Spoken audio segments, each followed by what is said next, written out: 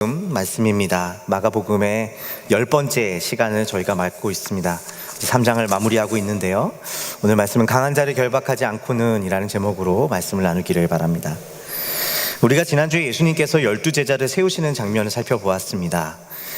여기서 이야기하는 12이라는 말은 사실 이스라엘을 상징하는 수였다는 것을 우리는 기억할 것입니다. 마가는 예수님께서 이 12를 부르셨다라는 의미를 넘어서 이 12를 만드셨다라는 말을 하고 있다는 것을 보았습니다. 예수님께서 이 12이라고 이름 붙여진 공동체를 만들고 계시다는 사실은 예수님이 하나님께서 이스라엘 공동체들을 만드셨듯이 지금 교회를 이와 같은 모습으로 지으시는 분이심을 보여주는 것이었습니다. 그렇다면 이 12의 특징은 무엇이었습니까? 예수님이 아니었다면 도저히 함께 할 수 없었던 그들 스스로의 선택으로는 도저히 한 공동체로 묶이는 것을 상상할 수도 없었던 사람들이 예수님으로 인해서, 예수님 때문에 모이게 되었고 12이라고 하는 공동체로 모이게 되었다라는 것입니다. 세리였던 마태와 그리고 열심당원이었던 시몬이 한 공동체로 부름받았습니다. 이상적이었던 베드로와 현실적이었던 빌립이 한 공동체가 되었습니다. 그리고 예수님을 팔았던 가룟 유다와 예수가 심지어 한 공동체가 되었습니다. 물론 그것이 더 나은 결과를 가져왔기 때문만은 아니었습니다. 우리가 이미 알고 있듯이 예수님께서 그렇게 지으신 공동체에 불림받았던 유다는 결국 변화받지 못하였고 예수님을 팔아넘기는 일에 일조하게 되었던 것입니다. 그래서 예수께서 만드신 이 공동체는 세상의 눈으로 보기에는 실패한 것처럼 보인다는 것입니다. 그러나 그럼에도 불구하고, 그것을 아셨음에도 불구하고 가롯을 부르셨고 그와 함께 공동체를 만드셨다는 것은 그 공동체의 목적이 세상이 보기에 변화였고 성공이었기 때문이 아니라 공동체로 묶이는 것 그 자체에 있다는 사실을 보여주는 것입니다. 여기에 예수의 승리의 길이 있었던 것입니다. 오늘 3장의 말씀을 계속해서 보면 이 말씀을 통해 마가는 공동체에 대한 이야기를 전해주고 있는 것처럼 보입니다. 예수님은 이제 산에서 내려오셔서 집으로 들어가십니다. 이것은 아마도 가버나움에 있었던 시몬 베드로의 집이었을 것입니다. 예수님께서는 이 집에 자주 들어가셔서 머무시고 쉬시기도 하셨고 또 말씀을 전하기도 하셨던 것으로 보입니다. 그러나 여기서 이야기하는 집이라고 하는 공간은 단순히 건물을 의미하는 것이 아니라 공동체를 상징하는 것으로 쓰이는 것을 알 수가 있습니다.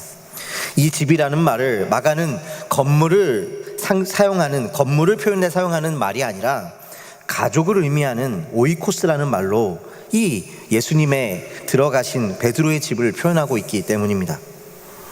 그러나 오늘 말씀이 계속해서 이 공동체에 대한 말씀을 이어가고 있음에도 불구하고 예수님께서 이 공동체에 대해 말씀하시는 내용은 그 이전과는 사뭇 다른 것을 볼 수가 있습니다.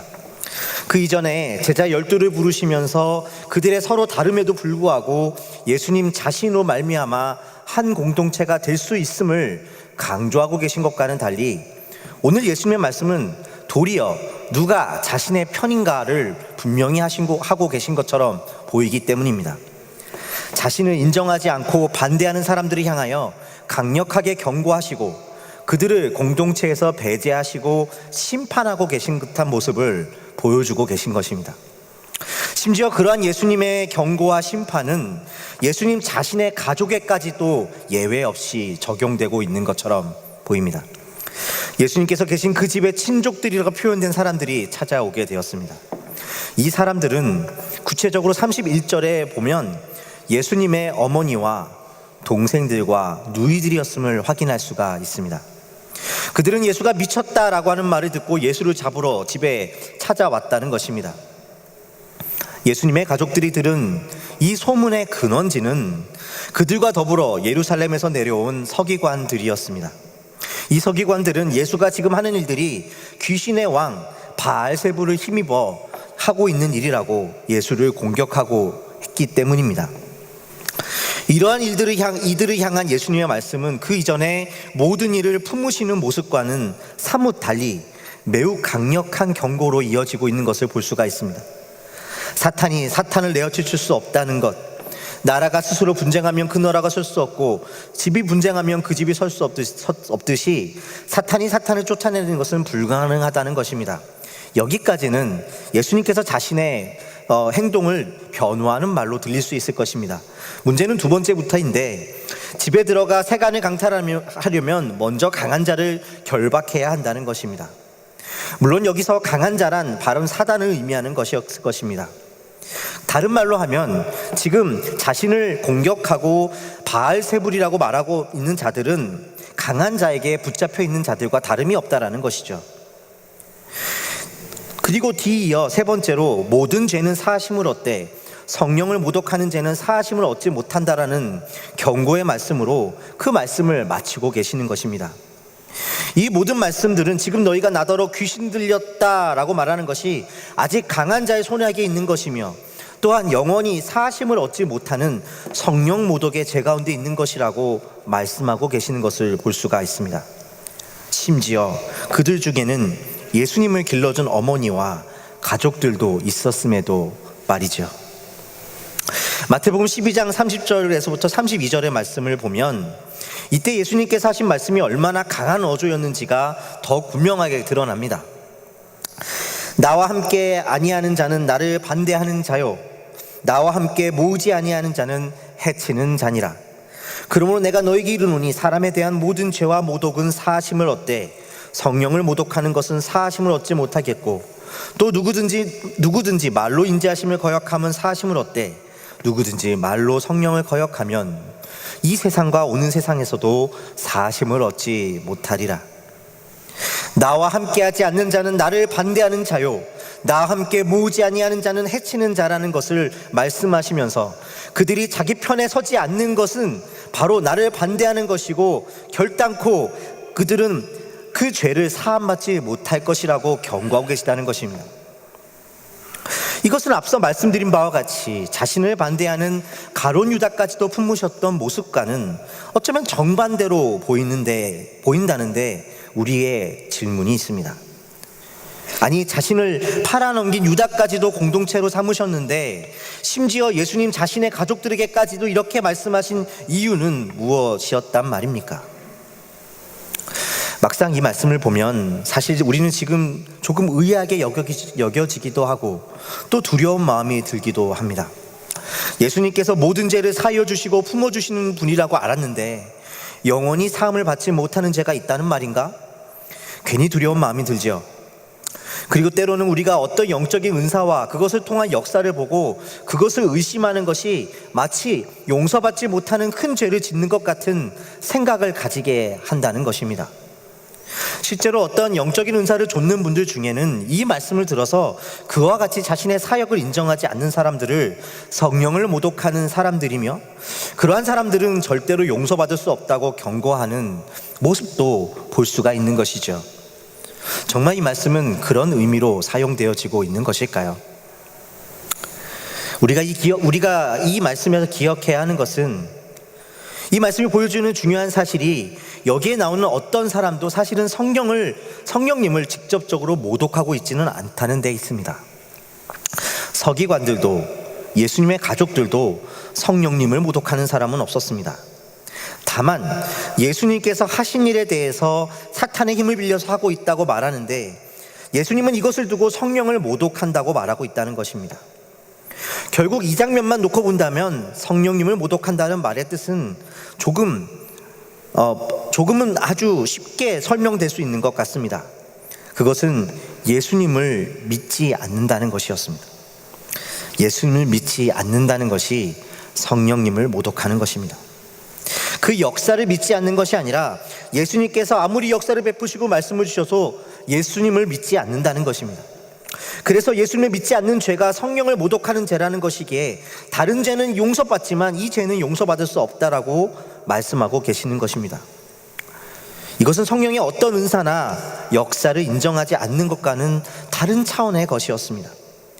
본문이 위치한 상황만 보아도 아직 어떠한 성령의 은사가 사도들에게 나타나는 오순절의 상황은 아니었기 때문에 예수님께서 말씀하신 성령을 모독하는 죄가 그러한 은사를 인정하지 않는 것과는 다른 것이라는 사실을 볼 수가 있습니다. 예수님께서 여기서 말씀하시는 성령 모독이란 예수님을 믿지 않는 것을 말하고 있다는 것이죠. 모든 죄는 예수님을 믿음 안에서 사하심을 얻지만 예수님을 믿지 않는다면 어떤 죄도 사하심을 얻지 못함을 말해주고 있는 것. 그래서 역설적이게도 예수님을 믿는 믿음 안에서 우리가 사하심을 얻음을 보여주고 있는 것입니다. 그렇다면 여기서 구체적으로 예수님을 믿지 않는다는 것, 또 예수님을 믿는다는 것은 무엇을 말해주고 있는 것일까요? 예수님을 무엇으로 믿는 믿음과 또 그 안에서 나오는 삶의 길이 무엇이라고 말해주고 있는 것일까요? 그저 예수님 편이 되라고 말씀해주고 계신 것입니까? 아니, 예수님 편이 된다는 것은, 그래서 예수님을 믿는다는 것은 무엇을 말해주고 있는 것입니까? 그것은 바로 예수님이 영적 세계와 모든 권위의 주인 되심을 믿는 믿음을 말하는 것입니다. 그리고 그것을 부인하는 것이 예수님을 안 믿는 것, 성령을 모독하는 것이 된다는 것입니다. 그 어떤 영적인 은사와 그 어떤 능력도 이것보다 크지 않고 모든 권위 위에 예수님이 계시다는 것을 믿으라는 것입니다. 이러한 주인 되신 예수님을 믿는 믿음은 단지 우리 한 개인의 삶뿐만이 아니라 공동체로 살아가는데 아주 중요한 태도를 보여줍니다. 그것은 단지 은사와 또 그 은사를 가진 이들을 좇거나 반대로 그것을 무시하는 삶이 아니라 예수 안에서 그 누구와도 공동체로 지어져 가는 삶을 의미하기 때문입니다. 초대교회가 커지면서 여러 가지 문제가 생겨나기 시작했을 것입니다. 수많은 사람이 교회에 몰려들면서 여러 가지 문제가 나타났을 것입니다. 성령의 역사로 인하여 예언을 하는 자들도 나타났을 것이고 병고침의 은사가 나타나는 사람도 나타나게 되었을 것입니다. 또 어떤 이들은 귀신을 쫓아내는 능력이 나타나기도 했을 것입니다. 어떤 이에게는 말씀을 잘 풀 수 있는 탁월한 은사가 나타나기도 했을 것입니다. 또 어떤 이에게는 아주 잘 섬기는 자들의 은사가 나타나기도 했을 것입니다. 어떤 사람들은 많은 헌금을 통하여서 공동체를 섬기는 사람도 나타나게 되었을 것이고, 또 어떤 사람들은 보이지 않는 곳에서의 위로와 사람들을 위로할 수 있는 능력을 가지고 그렇게 공동체를 섬기는 사람들이 나타나게 되었을 것입니다. 문제는 이제 교회 안에 이러한 사람들이 나타나고 그들의 사역이 두드러지면서 정말 그들이 우리 편인가, 정말 이 사람들을 신뢰할 수 있는가 고민하기 시작되었다는 것입니다. 스승이든 영적 지도자이든 친구이든 심지어 가족조차도 정말 믿어도 되는 것일까? 저 사람이 정말 내 삶의 모든 것을 알고 있는 것처럼 나에게 예언을 해주고 있고, 또는 내가 저 사람의 이야기만 들으면 내 가슴이 시원해질 만한 가르침을 얻을 수 있는데 정말 그것을 믿어도 되는 것일까? 왜냐하면 교회 안에는 그런 은사를 가졌지만 실제로 비도덕적이고 때로는 잘못된 일을 행하는 사람들도 나타났었기 때문입니다. 결국 이러한 고민 속에서, 의심 속에서 사람들은 갈라지기 시작했습니다. 바울이 고린도 교회에 보냈던 편지인 고린도전서에 보면 실제로 초기 교회 안에 이러한 문제들로 인해 여러 가지 파들이 만들어지고 있었음을 볼 수가 있습니다. 우리는 누구를 믿을 수 있으며 누가 진리인가, 우리는 누구를 따를 수 있는가 고민하기 시작한 것입니다. 어떤 이에게는 병고치는 은사, 예언의 은사, 혹은 말씀의 은사, 또는 리더십의 은사가 나타나면서 교회는 고민에 빠지기 시작했을 것입니다. 그리고 거기에 분열이 일어나기도 했을 것이죠. 실제로 은사는 이로우나 그 사람으로 인해 어려움과 문제가 발생하기 시작되었을 때 고민에 빠지게 되었습니다. 이러한 상황 속에서 예수님께서 하신 사역을 두고 사단의 능력을 힘입은 것인가 하는 의심한 자들 앞에서 하신 예수님의 이 말씀은 모든 보이지 않는 세계와 보이는 세계의 주인이심을 말씀하시는 이 말씀은 그들에게 어떻게 다가갔을까요? 먼저 예수님이 분명히 하신 것은 사단이 사돈을 내쫓지 못한다라고 말하는 것입니다. 다른 말로 귀신이 쫓아내어지고 있다면, 병이 나아지고 있다면, 영혼이 구원되어지고 있다면 그것은 모두 하나님의 사역이며 성령의 능력이라는 것입니다. 의심하지 말고 두려워하지 말라는 것이죠. 그러면 만일 그런 것이라면 우리는 이렇게 질문할 수밖에 없습니다. 정말 그런 것인가? 그렇게만 믿어도 되나? 왜냐하면 우리는 이미 병을 낫게 하고 때로 귀신을 쫓아내며 예언을 하는 영적인 영향을 미치는 뛰어난 은사를 가진 사람들 중에서도 때로 비도덕적이고 심지어 악한 의도를 가진 사람들을 보았기 때문입니다. 그러나 그럼에도 불구하고 예수님께서 말씀하신 이야기는 무엇을 말해주고 있습니까? 그것은 혹 그것을 행하는 사람이 악할지라도, 혹 그것이 나쁜 의도일지라도 두려워하지 말 것은 그 모든 것이 예수로 말미암아 하나님의 역사 가운데 있기 때문이라는 것입니다. 예수님이 주인이심을 믿으라는 것입니다. 우리가 신앙생활하다 보면 이러한 은사를 가진 사람들을 많이 만나게 됩니다. 어떤 이들은 그런 능력은 없는데 신실한 섬김 가운데 계신 분들도 있죠. 저는 보이지 않는 곳에서 그렇게 섬기는 분들을 뵈면 더 저절로 그 귀함 앞에서 감동을 받게 됩니다. 그러나 그렇다고 해서 눈에 보이는 사역을 하며 은사를 가지고 계신 분들을 폄하할 필요는 없습니다. 그런 능력이 있는 사람들과 그런 능력이 없는 사람들, 심지어 악한 자들조차도 하나님은 그 모든 것을 쓰시며 그 가운데 일하시고 그 모든 것 위에 주인으로 계시다는 것입니다. 그렇다면 잘못된 모습을 분별하지 말라는 것입니까? 그것은 아닙니다. 주님은 그 모든 것을 주셔서 교회를 섬기게 하시고 성령의 역사를 일으키시지만, 그렇다고 해서 곧 그러한 은사가 나타나는 사람의 모든 것이 진리이거나 그 사람에게 특별한 권위를 부여할 필요는 없다는 것입니다. 그 모든 것을 사용하셔서 교회를 세우고 성도들을 섬기게 하시는 것은 하나님이시지 그 사람이 아니기 때문입니다. 이러한 믿음으로 살아가는 자들이 바로 예수님의 편에 선 사람들이라는 것이죠. 그래서 두려워할 필요가 없는 것입니다. 예수님의 두 번째 말씀은 무엇을 의미합니까? 예수님은 이어 말씀하시기를 집의 세간을 강탈하기 위해서는 먼저 강한 자를 결박하여야 한다고 말씀을 하십니다. 여기서 말하는 강한 자는 물론 사단이라고 말씀드렸습니다. 이 사단은 집의 주인으로서 여기에 등장합니다. 사단은 예수님께서 앞서 말씀하신 것 같이 스스로 싸우는 자가 아니라 도리어 우리로 싸우게 하고 다투게 하는 존재입니다. 여기에 사단의 강함과 다스림이 있습니다. 사단의 강함은 무엇입니까? 사단의 강함은 무엇보다 하나님을 신뢰하지 못하게 하는 데 있습니다. 그것이 죄의 근원된 문제 아니겠습니까? 하나님을 신뢰하지 못함으로 서로가 서로를 의심하며 두려워하고 이 사람이 내게 상처를 주지 않을까, 내가 이용당하는 것이 아닐까 생각하게 된다는 것입니다. 이 두려움과 상처는 참으로 강해 보입니다.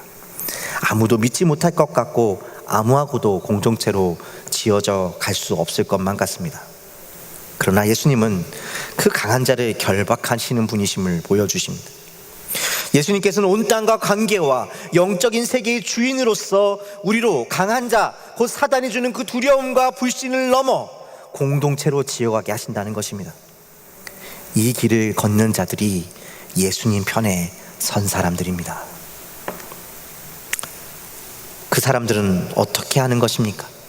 그렇다면 어떻게 살아야 하는 것입니까?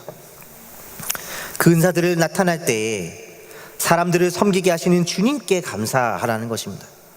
우리가 그의 메시지와 그것들을 분별해야 하지만 그보다 먼저 기억해야 할 것은 감사하는 것입니다. 감사함으로 하나님을 찬양하며 공동체를 무너뜨리고자 하는 사단의 계략이 드러나는 것을 보고 기뻐하는 것입니다. 예수 안에서 온 영적인 세계의 주인이신 예수를 붙잡고 두려움 없이 나아가는 것입니다. 분별하십시오. 우리에게 영향력을 미치고 우리로 하여금 어떠한 힘을 보여주는 자들을 분별하십시오. 그러나 두려워하지 마십시오. 주님이 우리 가운데 계십니다. 그리스도의 은총을 입은 비전교회 성도된 여러분, 우리가 인생을 살다 보면 우리 곁에 있다가 지나간 많은 사람들이 있을 것입니다. 어떤 사람은 믿음을 주었지만, 그래서 곁에 두었지만 우리에게 상처를 주고 떠나갔고, 어떤 사람은 내 곁에 있다가 정말 잊지 못할 사랑을 주고 떠난 사람도 있을 것입니다. 그러나 우리는 대개 우리의 그러한 믿음이 실패한 경험을 더 많이 기억하게 될 것입니다. 그래서 그 사람에 의해 받은 상처와 어려움 속에서 아직 그 시간을 살고 계신 분도 있을 것입니다. 그리고 그것이 우리로 또 다른 공동체로 누군가를 받아들이고 그 사람을 믿고 그 사람에게 권위를 주어지고 그 사람의 내 삶에 함께 지어져 가는 것을 만들어내는데 두려움을 가지고 계신 분들도 있을 것입니다. 그러나 예수님께서 우리의 모든 보이는 세계와 보이지 않는 세계의 주인이시라고 지금 우리에게 말씀하고 계십니다. 사람의 연약함과 악함을 간과하라는 뜻이 아닙니다. 그러나 그 모든 것에 계신 주인 되신 예수님을 바라보십시오. 이 예수를 믿는 이 믿음 안에서 그 어떠한 우리 앞에 있는 권위와 영적인 영향력들도 예수 이외의 것은 없습니다.